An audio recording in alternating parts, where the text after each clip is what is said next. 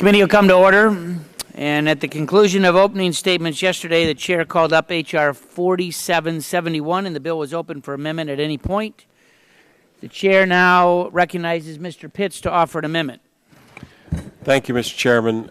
This amendment makes several technical and clarifying changes to H.R. 4771. The gentleman will suspend. The clerk will report the title of the amendment. Amendment to H.R. 4771 offered by Mr. Pitts of Pennsylvania. The amendment will be considered as read. The staff will distribute the amendment, and the gentleman is recognized for 5 minutes in support of his amendment.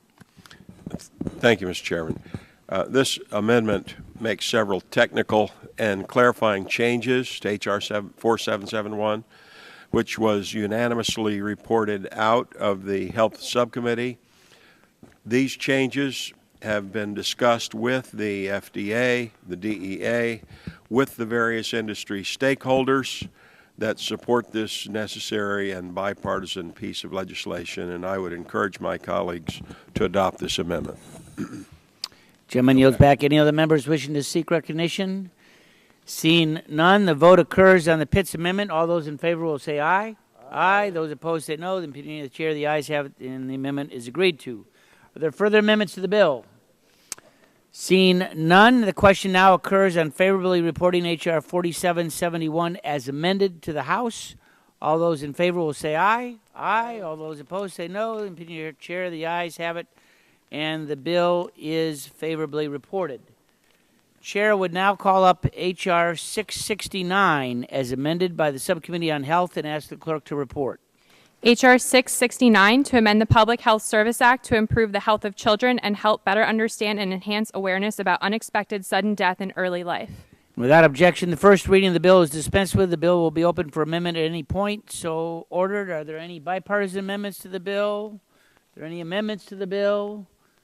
Seeing none, the question occurs on favorably reporting H.R. 669 as amended to the House. All those in favor will say aye. Aye. Those opposed say no. You need a chair. The ayes have it, and the bill is favorably agreed to. Chair now calls up H.R. 4290 as amended by the Subcommittee on Health and asks the clerk to report. H.R. 4290 to amend the Public Health Service Act to reauthorize the Emergency Medical Services for Children program. And without objection, the first reading of the bill is dispensed with. The bill will be open for any at any point. So ordered. Are there any bipartisan amendments to the bill? Are there any amendments to the bill? Seeing none, the question now occurs on favorably reporting H.R. 4290 as amended to the House. All those in favor will say aye. Aye. Opposed say no. Opinion chair, the ayes have it, and the bill is favorably reported. Chair now calls up H.R. 4450 as amended by the Subcommittee on Commerce, Manufacturing, and Trade and asks the clerk to report. H.R. 4450 to extend the Travel Promotion Act of 2009 and for other purposes. Without objection, the first reading of the bill is dispensed with, and the bill will be open for amendment at any point. So ordered. The chair recognizes Mr. Bilirakis for the purpose of offering an amendment. Thank you, Mr. Chairman. I have a bipartisan amendment at the desk on behalf of myself and Representative Schakowsky. And the clerk will report the amendment. Amendment to H.R. 4450 offered by Mr. Bilirakis and Ms. Schakowsky. And without objection, the reading of the amendment is dispensed with. The gentleman is recognized for 5 minutes in support of his amendment. Thank you, Mr. Chairman. Brand USA has the authority to collect in-kind contributions from the private sector and use the fair market value of those contributions towards its federal match in order to meet its mission. The statute allows up to 80% of its match to be from in-kind contributions. Reducing the in-kind limit and increasing the cash requirement requires the private sector to put more skin in the game, if you will, with regard to their contributions to Brand USA for it to meet its federal match. That is exactly why I introduced a version of H.R. 4450. It began to adjust the ratio and increased the requirement that at least 25% of the contribution to Brand USA should be in the form of cash. As Congress examines what the proper ratio should be, it is imperative that we fully understand the role that those contributions make. Many of the in-kind contributions that Brand USA receives are vital to its mission. For example, in-kind contributions of flights, hotels, and tour packages to bring foreign travel agents to America to showcase what our communities have to offer are vital. They may not be able to afford cash to participate in Brand USA's effort, with regard to, I'm speaking to with regard to the small and local stakeholders. We agreed during the subcommittee markup to continue to work with Ms. Schakowsky on this issue, and we have crafted this amendment. I'm sympathetic to the desire to require a greater cash investment, and this amendment allows for a maximum of 70% of Brand USA's contribution towards its match to be in-kind contributions, down from 75 in the underlying text. And again, this is a workable solution, and I urge support of this amendment. Thank you, Mr. Chairman. Gentleman yields back. Other members wishing to speak on the amendment? Seeing none, the vote occurs on the amendment offered by Mr. Bilirakis and Ms. Schakowsky. All those in favor will say aye. Aye. All those opposed say no. The opinion of the chair, the ayes have it. The ayes have it. The amendment is agreed to. Are there further amendments to the bill? Seeing none, the question is on H.R. 44 as amended. All those in favor to favorably report this will say aye. Aye. Those opposed say no. Opinion of the chair, the ayes have it. The bill is favorably reported. Chair now calls up H.R. 4250 as amended by the Subcommittee on Health and asks the clerk to report. H.R. 4250 to amend the Federal Food, Drug, and Cosmetic Act to provide an alternative process for review of safety and effectiveness of non-prescription sunscreen active ingredients and for other purposes. Without objection, the first reading of the bill is dispensed with. The bill will be open for any point, and the chair would recognize Mr. Whitfield to offer an amendment in the nature of a substitute. Oh, there it is. Oh, thank you, Mr. Chairman. The clerk will report the title of the amendment. Amendment in the nature of a substitute to H.R. 4250, offered by Mr. Whitfield. And the amendment will be considered as read, and the staff will distribute the amendment, and the gentleman from Kentucky is recognized for 5 minutes in support of his amendment. Well, Mr. Chairman, thank you very much. A number of months ago, we had a hearing the Health Subcommittee did with the FDA about the delay in the approval process of certain sunscreen applications that are sunscreens which are being sold throughout the world but not in America. And with cancer being such a prevalent disease as a result of overexposure to sun, we thought it was essential that we try to resolve and speed up this approval process while at the same time still protecting the health of the American people. And because of the good hard work of the Republican staff and the Democratic staff and the FDA and the work with a group called the PASS Coalition and the Environmental Working Group, an agreement has finally been reached. And so this amendment in the nature of a substitute reflects that bipartisan agreement reached in consultation with the Food and Drug Administration. So this amendment establishes a regulatory framework with achievable timelines that will strengthen the existing sunscreen approval process. The framework set forth in the amendment will ensure that all sunscreen ingredients receive a transparent review within a predictable time frame. This will allow Americans access to the best sunscreen products on the market and also spur innovation in an area of significant public health importance. I want to thank the gentleman from Michigan, Mr. Dingell, for co-sponsoring this legislation. And without his assistance and the assistance of his staff and your staff, Mr. Chairman, this agreement never would have been reached. So I encourage all of the colleagues to support this amendment, and now yield back the balance of my time. Gentleman yields back his time. Other members wishing to speak on the amendment? Mr. Chairman, I have an amendment at the desk. Gentleman from Michigan has amendment to the amendment. The clerk will report the title. Amendment to the amendment in the nature of a substitute to H.R. 4250, offered by Mr. Dingell of Michigan. That reading be dispensed The with. amendment will be considered as read. The staff will distribute the amendment to the amendment, and the gentleman from Michigan is recognized for 5 minutes in support of his amendment. Chairman, I thank you for your courtesy. This is a simple amendment. It makes technical changes to the amendment in the nature of a substitute to fix drafting errors and to clarify certain provisions. Many of the changes were made at the request of stakeholders and other interested parties. I believe that here this committee can be proud of what it has accomplished with this legislation. We have seen to it that the members on both sides have worked together in a bipartisan fashion. You have been a superb leader, and as has been our friend Mr. Whitfield. I commend them all and other members who have participated in this, because the result from the standpoint of the consumer is much better. Consumers deserve access to the most effective sunscreens available. There is a significant problem with skin cancer in this country now. We are correcting that by allowing our consumers to get access to substances that are not available in this country, but which are and have long been found to be beneficial to Europeans without any associated danger. I urge adoption of the amendment. I yield back the balance of my time. Gentleman yields back. Chair would recognize the gentleman from California for 5 minutes. Thank you, Mr. Chairman. I support the amendment by Mr. Dingell. I want to thank Mr. Dingell, Mr. Whitfield, Chairman Upton, and their staff for their hard work on this legislation and for their willingness to work with our staff in a strong bipartisan manner.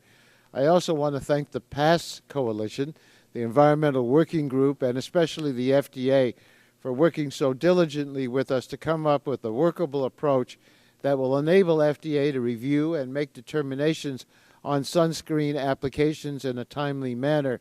We still have a little work left to address some remaining technical issues, but I'm confident we will be able to do so before we go to the floor. There may be additional improvements from the Senate, but we will be sending them a strong bill for them to work from. Thank you, Mr. Chairman. Yield back my time. Gentleman yields back. Chair would recognize the gentleman from Kentucky. Mr. Chairman, I just want to take this opportunity to publicly thank Taylor Booth on my staff, who said he never thought he'd be spending this much time on sunscreen, but without him it wouldn't have happened. So I just want to thank him. Yeah. Gentleman yields back. The other members wishing to speak? Seeing none, the vote occurs on the Dingell amendment to the Whitfield substitute. All those in favor will say aye. Aye. Those opposed say no. In the opinion of the chair, the ayes have it. The amendment is adopted. The vote now occurs on the Whitfield substitute as amended by the Dingell amendment. Those in favor will say aye. Aye. Those opposed say no. In the opinion of the chair, the ayes have it. Vote now occurs. Are there other further amendments to the bill? Seeing none, the vote now occurs on favorably reporting the bill as amended, H.R. 4250. All those in favor will say aye. Aye. Those opposed say no. Opinion chair, the ayes have it. The bill is favorably reported. Chair now calls up H.R. 594 as amended by the Subcommittee on Health and asks the clerk to report. H.R. 594 to reauthorize and extend the Paul D. Wellstone Muscular Dystrophy Community Assistance, Research, and Education Amendments of 2008. Without objection, the first reading of the bill is dispensed with, and the bill will be open for amendment at any point. So ordered, the chair would recognize Dr. Burgess for the purpose of for an amendment. Thank you, Mr. Chairman. I have a bipartisan amendment at the desk. And the clerk will report the amendment. Amendment to the committee print for H.R. 594 offered by Dr. Burgess of Texas. The amendment will be considered as read. The staff will distribute the amendment, and the gentleman from Texas is given 5 minutes to discuss his amendment. Thank you, Mr. Chairman. This bill, the Muscular Dystrophy Community Assistance Research and Education Act, is a success story. This was enacted by this committee, and there have been 67 clinical trials of drugs and therapies for muscular dystrophy, and many can be traced to the basic research efforts stemming from this law. In Duchenne muscular dystrophy alone, children are living 10 years longer, and many are now entering adulthood. And again, it's a success story of this committee.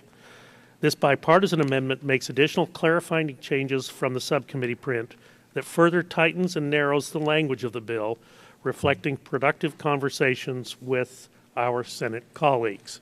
This amendment enjoys the full support of the underlying bill, and I thank Mr. Engel for his partnership. And I also want to thank the staff on both sides of the dais, both sides of the aisle, both sides of the Capitol for their work in getting the bill to this point.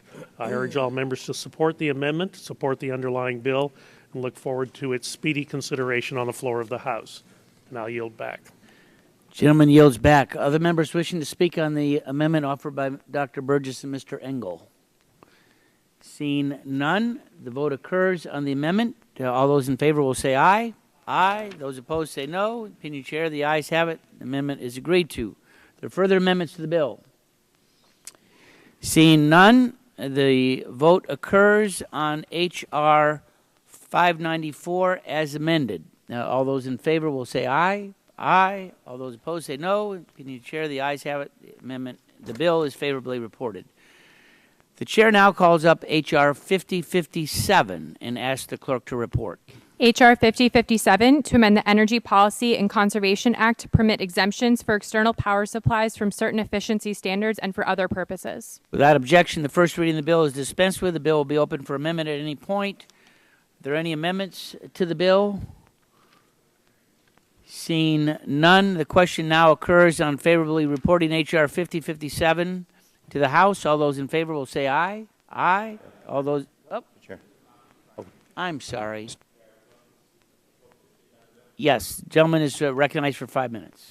Thank you, Mr. Chair. I want to thank my colleague, Representative Gardner, for working with me on H.R. 5057. External power supplies have become regular fixtures in homes and workplaces around the world as we have expanded our use of rechargeable batteries to power a wide array of electrical products every day. Because these products are so common, lowering their power consumption translates into substantial energy savings for both consumers and businesses. Provisions included in the Energy Independence and Security Act started us on a path to efficiency improvement in 2007. Earlier this year, the Department of Energy finalized a rule to build on the earlier effort. H.R. 5057 creates a short-term targeted exemption that will enable the transition to more energy-efficient products to proceed in an orderly and predictable way, both for manufacturers and for the current owners of equipment that utilize an EPS. The prior energy efficiency regulation included an exemption for service and spare parts. This narrow exemption enables manufacturers to continue to provide service and replacement parts for existing equipment. It allows owners of equipment to keep it functioning for the full intended life of the product. Without the exemption, time and money would be invested bringing service and spare parts for existing equipment up to the new standards. That does not seem the best use of resources. This bill ensures the exemptions provided for in this legislation will not result in a significant delay in reaching the new energy efficiency targets for EPS equipment. The bill provides DOE with the authority to establish a reporting requirement to track the number of parts that are shipped and that do not meet the efficiency standard. Also, if the Department finds that this exemption is undermining the energy savings that are projected under the new efficiency regulations, the Secretary can issue a rule to limit or rescind the exemption. H.R. 5057 strikes an appropriate balance that keeps us moving forward on efficiency goals for external power supplies while providing manufacturers and owners of current products assurance that service and spare parts will be available. I thank Chairman Upton, Ranking Member Waxman, and my co-author on the bill, Representative Gardner, for their cooperation and support to bring this bill forward, and I urge all of our colleagues to support the legislation. And with that, Mr. Chair, I yield back the balance of my time. Gentleman yields back his time. Are there other members wishing to speak on the bill? Seeing none, the question now occurs on favorably reporting H.R. 5057 to the House. All those in favor will say aye. Aye. Those opposed say no. Opinion of the chair, the ayes have it, and the bill is favorably reported. Without objection, the staff is authorized to make technical and conforming changes to the legislation reported by the committee today. So ordered, and without objection, the committee stands adjourned.